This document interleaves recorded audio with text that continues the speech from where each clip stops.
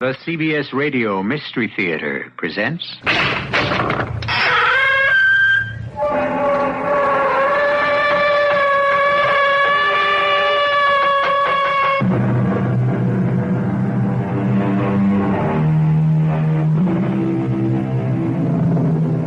Come in.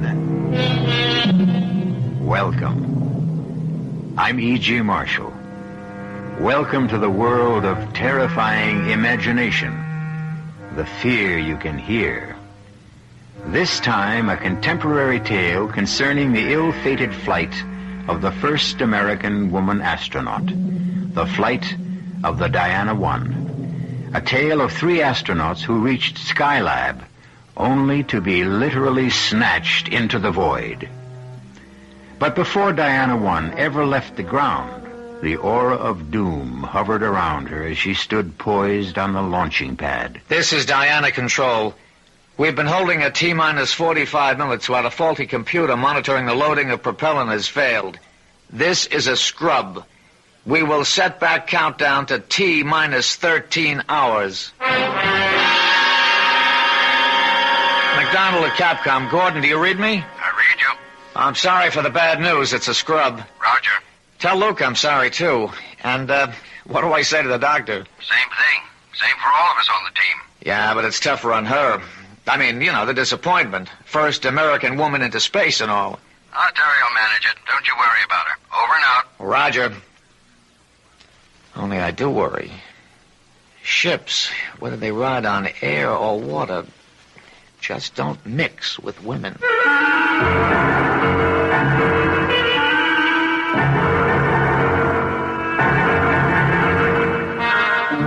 Our mystery drama, Out of Sight, was written especially for the Mystery Theater by Ian Martin and stars Julia Meade.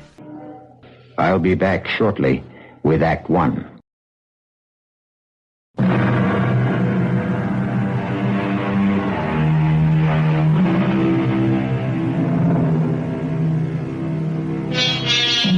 It might have been far better if the scrub on the Diana I had been a total. This was only another in the long series of delays that had plagued the spaceship and haunted not only the astronauts themselves, but the ground crew as well. Returning to the compound from the launching, the most concerned of all was the first of our lady astronauts.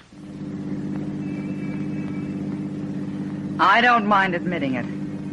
What I really feel like is bursting into tears. Who doesn't? Well, the difference is you're a man, and I'm a woman. No doubt of that.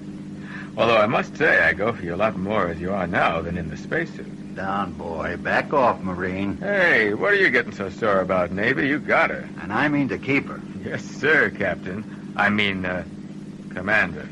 Hey, don't pass my digs. Aren't we all having dinner together? Yeah, sure thing, but I want to get me a shower and a shave first. We were up on that rocket so long, I practically grew a beard on my knees. Well, I'll see you later.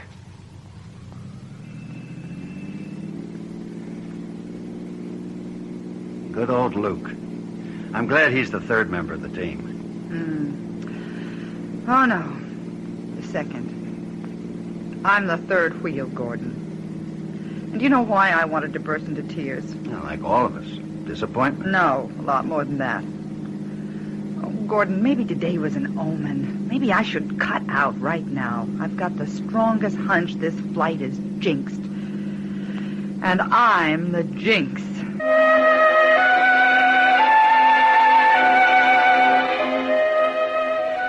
Terry? Hey, Terry, where are you? At the window, Gordon. I didn't mean to wake you. It's okay. What's wrong, Terry? Look, darling.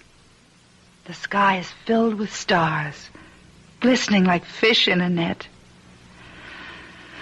Oh, hold me a minute. Of course. How many nights we've talked about this trip. Hope to make it together. All the long training and planning. And now it's here at last. Or almost here. I'm not going. What? I'm not going, Gordon. Oh, but you've got to. You can't back out now. Lieutenant Nettles is back up for me. But she's not a doctor. She's a woman. That's the important thing. I wasn't picked for this trip primarily because I'm a doctor. But why would you cut out now? Because I'm scared. I'm a jinx. No, you're not going to start in with the superstitions like Luke. No, it's more than just superstition. Oh, darling, I can't tell you, but I've been lying awake and getting the strongest ESP waves. You were dreaming. But I wasn't. I was wide awake and... Oh, for the love of Mike, don't do this to me. But it's you I'm thinking of, darling. I want you safe. And I honestly, for some reason, I can't explain why. I think if I go up there with damn you... Damn it, Terry, I never thought you'd do this to me. And I never thought the first woman astronaut would be such a flop. Oh, I'm so ashamed. You better answer that. Hello? Oh, yes, sir. Did you reach Luke Strong? Good. Yes, sir, we will. Within the hour. Oh, no, I can drive. Yes, sir, we'll go straight to the hospital unit. Thank you, sir. Good news for us, too. What is it? Weather forecasts are for quick changing conditions that would ground us for 2 to 3 weeks unless we get off tomorrow. They've restarted the countdown, and it's go. We lift off in 7 hours. Now, I've committed you, Terry. If you don't go, it's a total scrub. Are you with me? You know I'm always with you, for better or for worse, not just as a wife. Ready, willing, and able, Skipper. Astronaut Teresa Weber reporting aboard.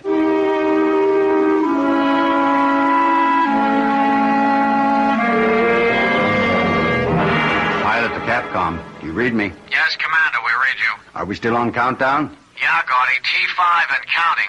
Any okay with you? All systems are go here. Check, Luke? Everything reads good to me. Cabin pressure is holding at 6.1 pounds. Roger. We are T40 and counting. Looks good all the way. Good. Keep me posted. Roger. Over and out. How do you feel, Terry? Now that I'm here, great. Hang in, lovely. You've only begun to live. What do you say, Luke? Well, let's get it all put together.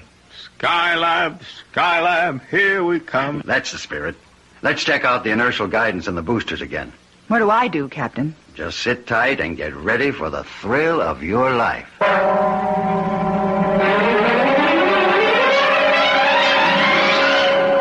This is Diana Control.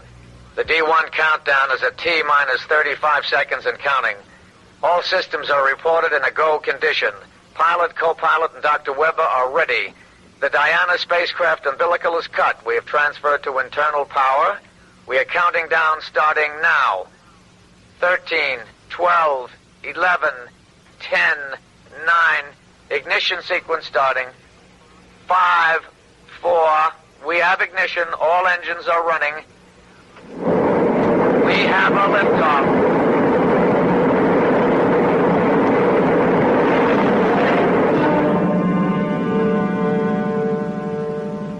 The clock is operating. We are underway. Roger. Read you loud and clear. We're smoothing out some now. You're through Max Q. Through Max Q and smoothing out real fine. Sky looks very dark outside. Cabin pressure is holding at 6.1, okay. Coming up on 2 minutes. Roger. Reading you loud and clear. Pitch 25 degrees. Your flight path looks very good.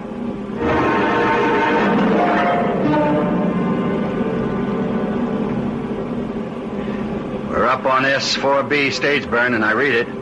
Mark, 2 minutes. Roger. You have 22 seconds to shut off. Roger. Read that, Luke.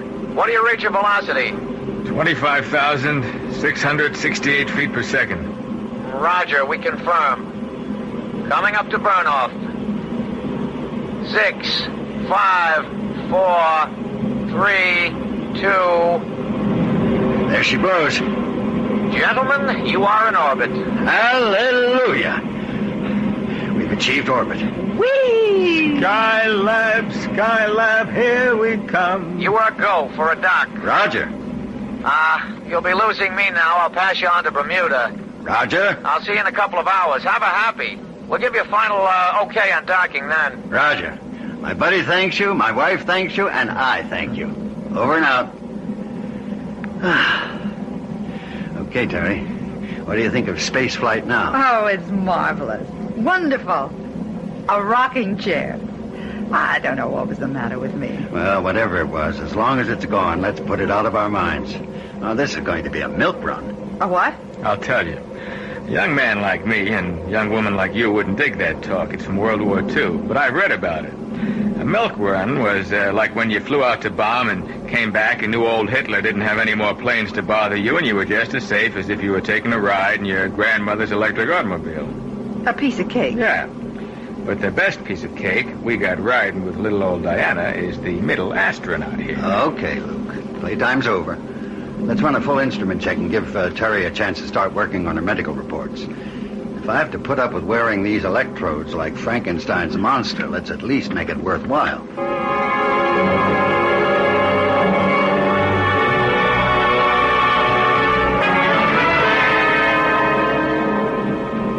Can you boost your signal, Hawaii? Do you read me? Anything wrong, Gordon? No. We just passed out of range of Hawaii. We should be picking up on Houston and Mac any moment. It's always kind of scary, though, isn't it? What? Anytime the tracking stations don't overlap and you lose contact. Ah, you get used to it. It's only for a few moments at most. Wouldn't it be... Wouldn't it be what, Terry? Oh, that's just silly imagination. No, you got me going. I want to hear what. Well, I was just thinking, wouldn't it be awful if we did lose touch completely with Earth? Not possible. Too many backup systems. Different frequencies, emergency equipment. Yeah, but just supposing as long as Terry brought it up, we did lose contact, what would happen then? Well, we can still fly the ship. But with no arrangement for splashdown, where would we fly to? Well, we can always dock with Skylab and use their equipment. We don't need ground to make a dock. Yeah, but if Skylab's equipment goes out... come on now. It's just not possible, so forget it. I'm going to call in... Diana 1, this is Skycom. Do you read me? Roger. I sure do. Loud and clear. Good. We'll have half an hour's clear contact. During that, we'll give you coordinates for the dock. Roger. Now, let's synchronize our time. I'm coming up on 10:32. That's 2232. Mark when I give you wow. Wow. Roger. I read you. Dead on the button. Hey, okay. Hear this then. In order to achieve Mac? Mac? You read me? Mac? What is it? Now, hold it, Terry. Let me try another frequency. Mac? Mac? Capcom, this is Pilot Weber. Do you read me? Damn, try another. Diana 1 to Capcom. Capcom, do you read me?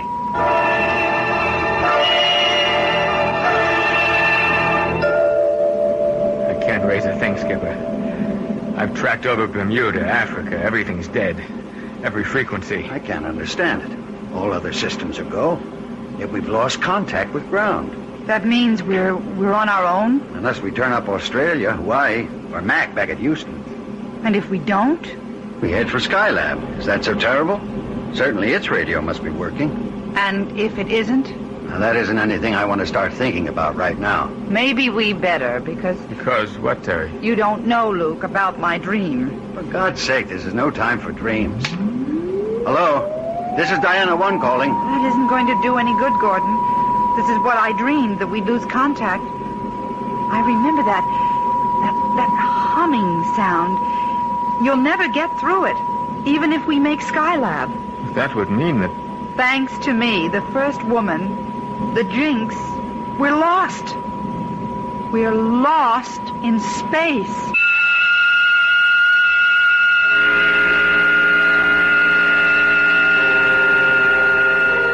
Can you imagine being condemned to wander in space till food and oxygen gave out? Or the orbiting vehicle you made your home plunged through the friction of the atmosphere to roast you to ashes in fire and flame? The very thought of it makes my blood run cold. But perhaps you will prove to be made of sterner stuff when I return shortly with Act 2.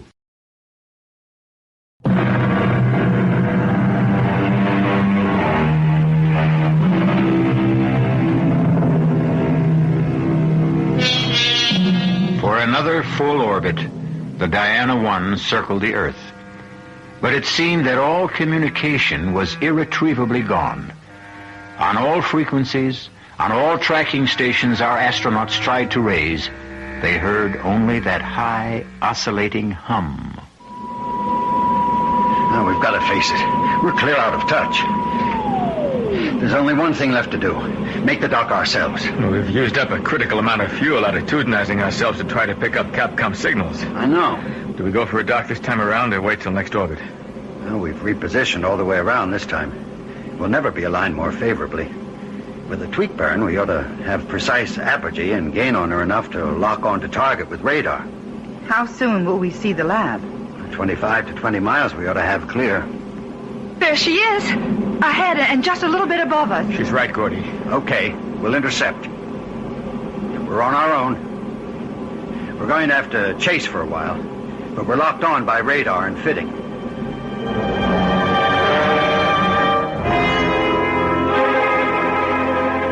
Right on the money. Tight as an oyster. No thanks to me. What do you mean, Gordon? What is it, Skip? I don't know. You remember how we began to roll and swing over the Pacific? I thought you were maneuvering for the lock. I was trying to, but the ship just seemed to take over. We were rolling at 36 degrees a second. You pulled her out. It wasn't me.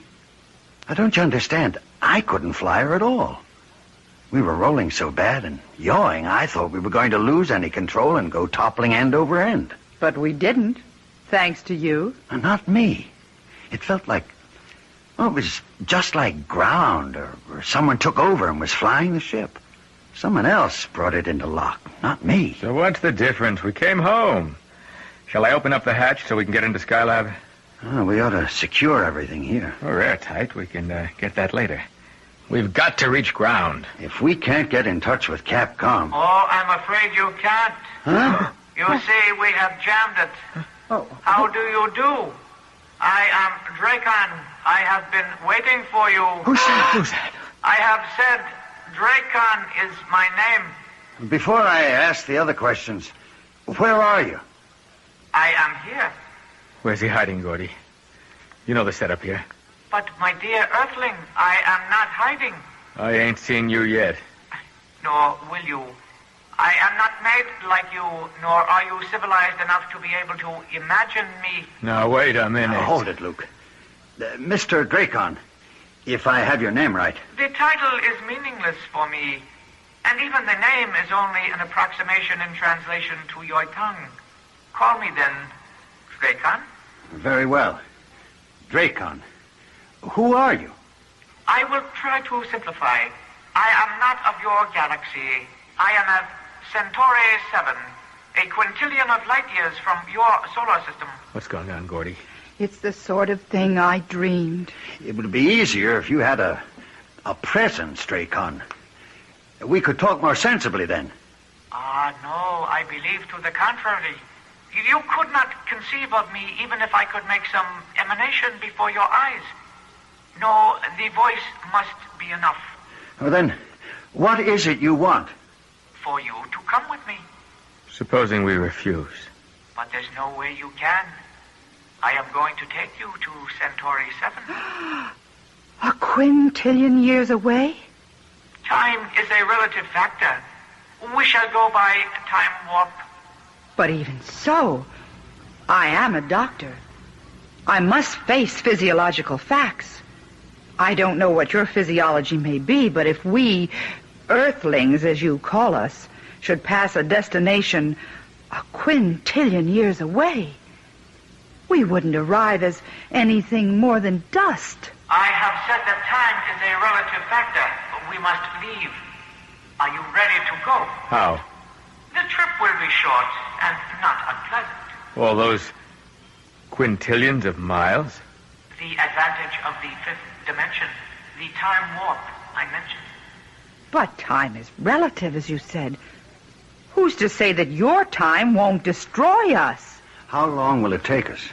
In your time, you would indeed be infinitesimal dust, as the doctor maintains. In our time, a millimeter of a second, of which we have wasted quite enough. Shall we go?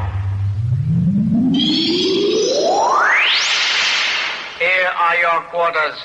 We have tried to construct them in appearance and solidity as those places you live on Earth.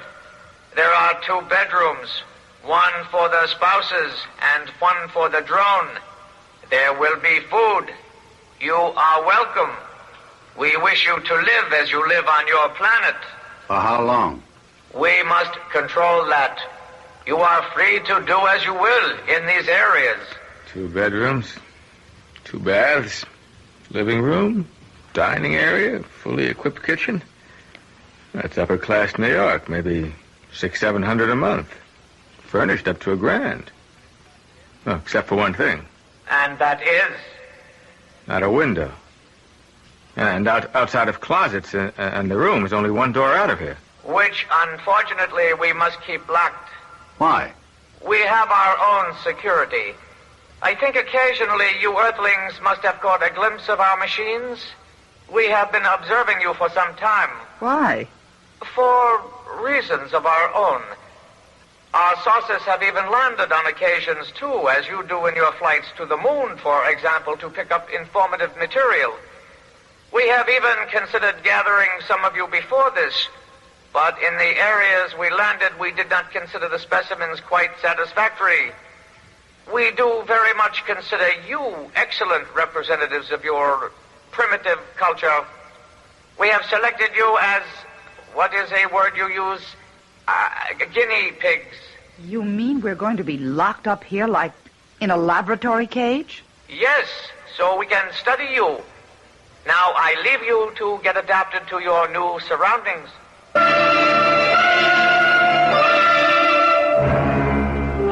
I have brought the Earthlings, O Ancient One.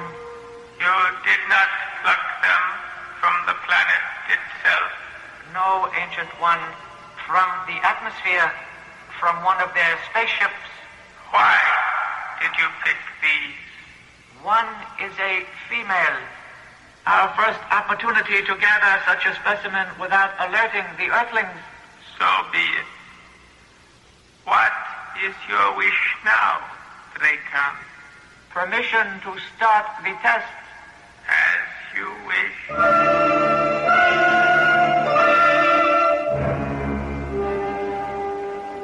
Gordon, there's nothing in the big bedroom. It's just a box with some furniture.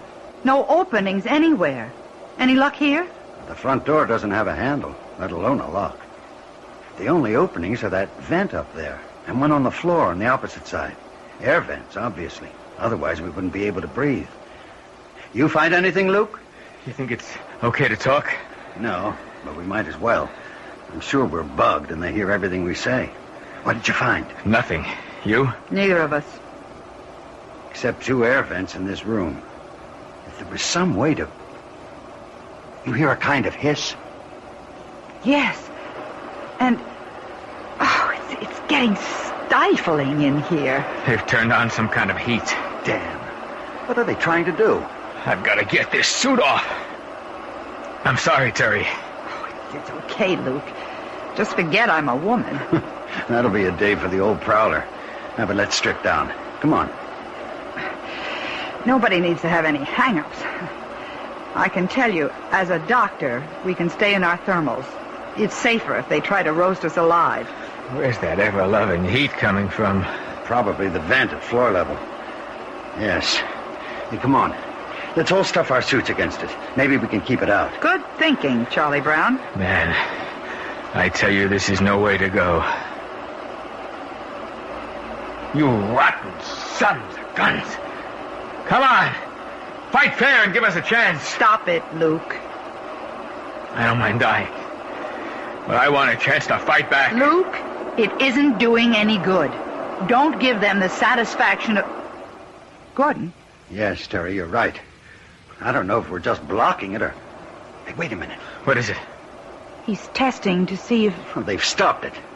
They've stopped feeding the heat. Thank God. I never could stand heat. I am scared witless of smothering to death or burning up in a fire. Who isn't? You all right, Terry? I'm okay, darling, but we've got to get out of here. How? I don't know. I'll leave that up to you fellows, but we've got to get away. To where? Anywhere but here. This is only the beginning. The beginning of what? The tests. Don't you see it? We're guinea pigs. And as a laboratory animal, you know what all guinea pigs have in common. You're the doctor. You tell us what. They're expendable. It's getting cooler. We passed the first one, but... Oh, no. What is it, Gordon? The other vent. Can you hear it? They're starting the Turkish bath treatment again. Just the opposite this time, I think.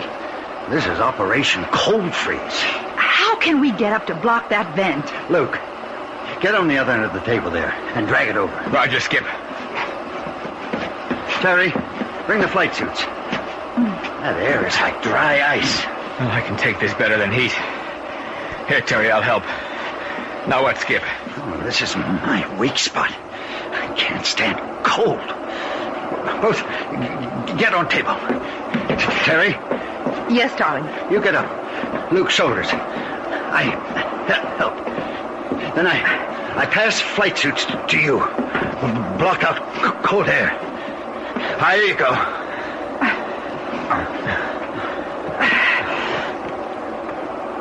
I'm okay. Hand me the suits. I'm braced against the wall. Okay, Gordy. It's all right. No need. They've shut off the freeze. Here are the suits. I got him. Come on down, baby. Boy, you're something to have around. You imagine old Gordy or me getting on each other's shoulders? Huh. I'm glad I'm of some use. Now it's the men's turn. What do you mean? This is only the beginning. How much more of this can we go through? One exposure or another is going to be too much for one or all of us. Let's try to get out of here. How? Only one way. The door.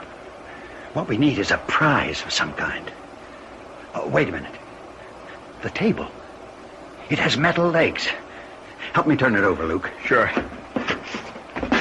Yeah. There's a flange at the top. And screws. Oh, now, if we just had something to... Would you believe? I just happen to have a nail file. Oh, baby, you are the most. Come on, let's have at it.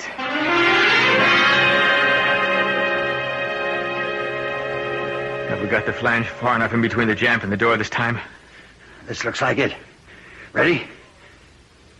If we do get the door open, then what, darling? Now, first, let's get it open. Then we'll know. You ready, Luke? Roger. You too, Terry. Give us all the weight you can. I'm ready. Then all together. Set? On the count of 3.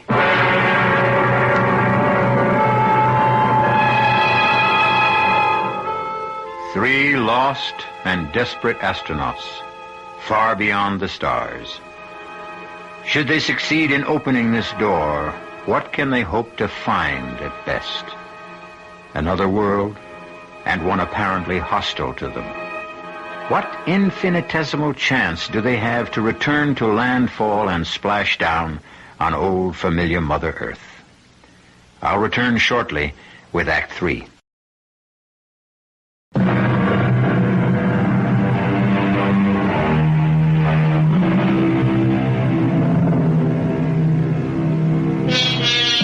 Is there any threat worse to sanity than the unknown?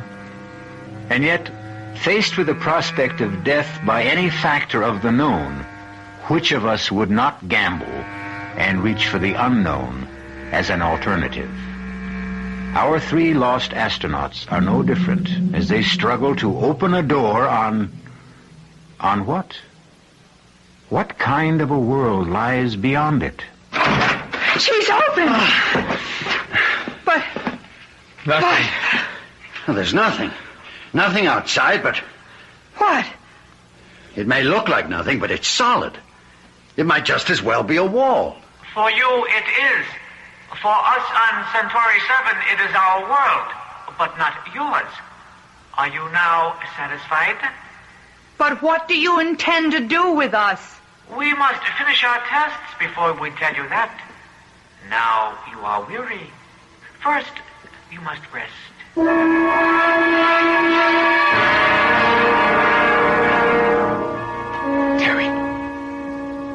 Terry, wake up. What? Why, Luke. Shh. Don't wake Gordy. I've got to talk to you.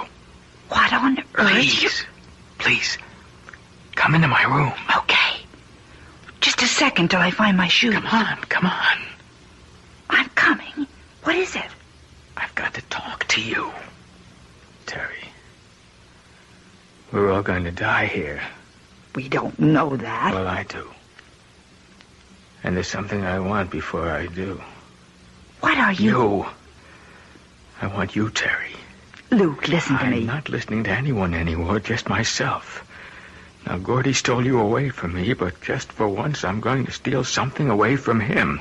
Gordy is your best friend. That's for laughs. Everything I ever wanted in life, I had to fight him for. First space flight, the commandership of this one, he always won. Keep away from me. Not this time, not this once. You can't. I won't. I'll scream for Gordon. You do, and you get this in your throat. If I can't have you, he never will again. Oh, where did you get that knife? From the table, 3 of them there. Okay, Terry. Come here. Get away from her, Luke. Gordy. Look out, he has a knife. So have I. All right, Luke. You wanted to use the knife? Come on. Try it on me. That suits me just great. You bought yourself a real Donnybrook. Stop it! Stop it, both of you. Stay out of this, Terry. I won't stay out of it. And for the information of both of you, I have a knife, too. Okay, Luke. Drop yours. Let your lousy husband get me in the back, no thanks. Hey, stay out of this, Terry. He's had this coming a long time. Will you listen to me? Both of you? Don't you see this is just another test? A what? Don't you remember? We're guinea pigs. They're testing every kind of reaction in us. Luke, please. I know how you feel about me. You love me. That's right, Terry. But not that way. As a friend, as you love Gordon. Love? Yes, love. You weren't made for hate or frustration or violence any more than Gordon is. It's them, Dracon or whoever they are. They're putting it all into your heads. They want to see how far they can provoke us, how much we can stand. They're the ones we have to fight. They're the ones we can't let win. What am I doing with a knife? Oh, God, Terry. Gordy, forgive me. I didn't know what I was doing. Neither did I. I woke up choking with this black hatred, and Where did I get this? They put them on the table. It's just as I said. Another of their tests. What's that smell? It's coming from this lower vent. It smells like... bitter almonds. That's cyanide. Get away from there. They've sealed up the door again. We've got to get out of here. The bed... No, they're louvered doors. It'll seep through. We've got to get away entirely. How? Even if we could get the door open again, I thought of it when the heat was coming in before. I think the cover on that vent up there is loose. It's big enough to crawl through. Get the other table, Luke. Drag it over. I've got the table leg that we used on the door. Maybe I can pry it open with that. Come on, Luke. The smell is getting heavier. I'm with you. Okay. Now give Terry a hand up. There you go. Now up on my shoulders. I got the table leg. All right. Now give it to her. Then support her while she levers it. Okay, Terry? Yes, I think I can. It's quite loose. I'm sure I can. Look out!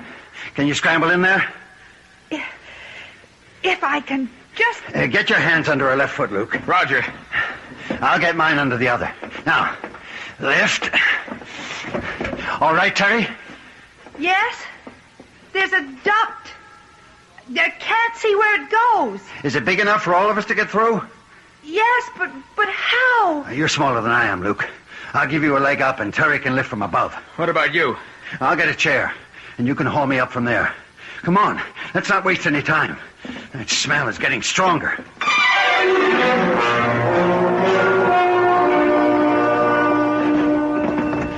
Terry? What, Gordon? Why are you stopping? Another turn? No. It's a dead end. Oh, no. Are you sure? It's blocked in front and on both sides. Wait a minute. What? It's open above. Like a chimney. How wide is it? Just a moment. It's round. About No, maybe 3 feet in diameter. Any light? No, just as dark in here. It's no use. We'll have to go back. We can't go back. Not with that cyanide. Maybe they stopped pumping it in. What else can we do? We can try what mountain climbers do. What? Terry, Yes, Gordon. can you stand up where you are? Yes, I think if I... Yes, I'm standing with my head in the chimney. All right. Now listen carefully. Remember when we climbed Old Baldy? Yes, 1,000,000 years ago. Now, hang in, baby. Don't you flake out on us. I won't. You mean that guide that showed us how to chimney climb? Yes. Now turn towards me and put your back against the wall. Now, can you get your feet up there on the other side? Just about. Then I brace my back and then push up, right? Right. Then slide your feet up an inch or two and keep repeating. Roger. You'll have to go next, Luke. You get it? I get the idea. But supposing that thing's 30 or 40 feet tall. We go as far as we can, and we all fall and break our necks together.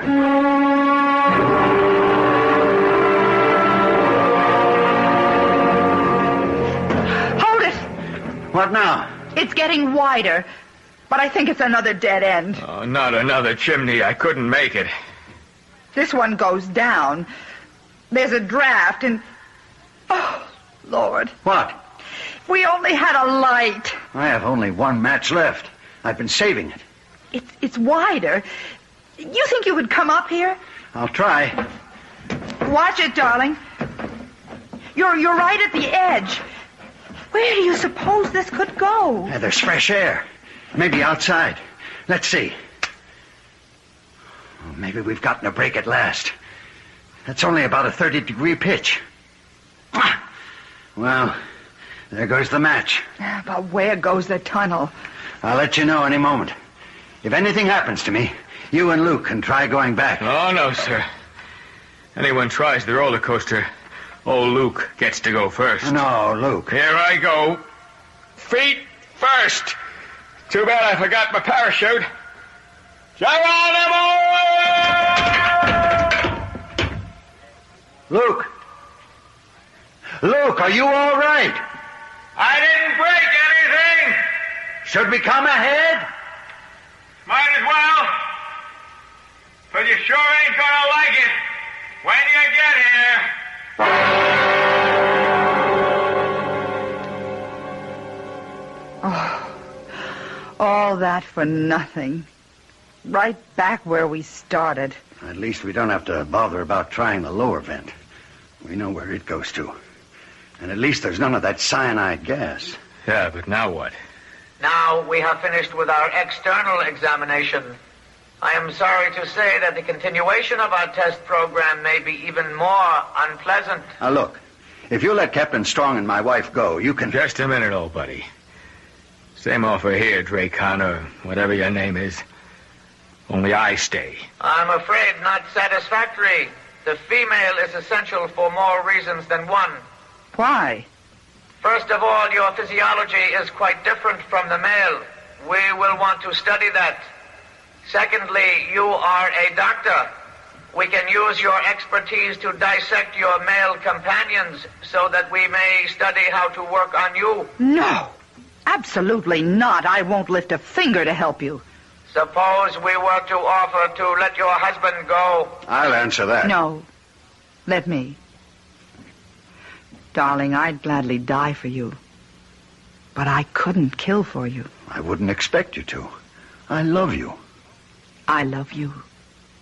And we both love you, Luke. One for all, and all for one. I guess we've bought it for good this time. But wherever we go, we stick together. Very well, Earthlings. I will give you your wish. You'll have to execute a turnaround. Hey, Diana 1, do you read me? I read you loud and clear. Why? I don't know. Funny thing. I had a loco notion, we all did down here, that we lost you for a couple of seconds. Not as far as I know. You didn't notice a kind of a time lag? Hold it, Capcom. You hear him, Luke? Mac? Yeah. I don't know what he's talking about. You, Terry? Count to Diana 1. Do you read me? I read you. We registered a sort of oscillator hum during that 2-second gap. How about you? I didn't hear it. Half a sec. You pick up anything on instruments, Luke? Or hear a sort of oscillator hum? I did. Just like in my dream. Or I think I did.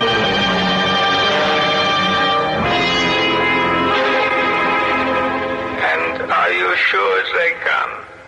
The Earth people will know nothing about interference. Oh, Ancient One, in their time reference, they were missing but the blink of an eye. And the 3 who were here will not remember. Can the eye of an Earthling see a bullet? Can it follow the speed of light? They will not remember. As to the planet itself, what is your recommendation? Observing them close at hand, particularly the female one, I have seen a capability for self-sacrifice and love. There is some hope for them, then. We might allow them another millennium to better themselves. So be it. We will allow the Earthlings one final chance.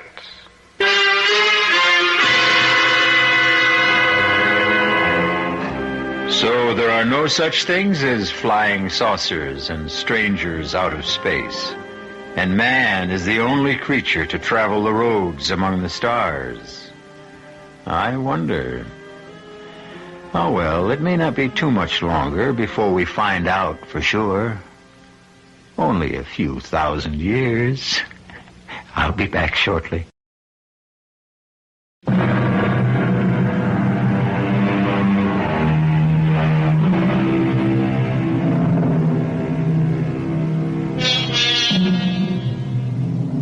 A 1,000 years. The millennium.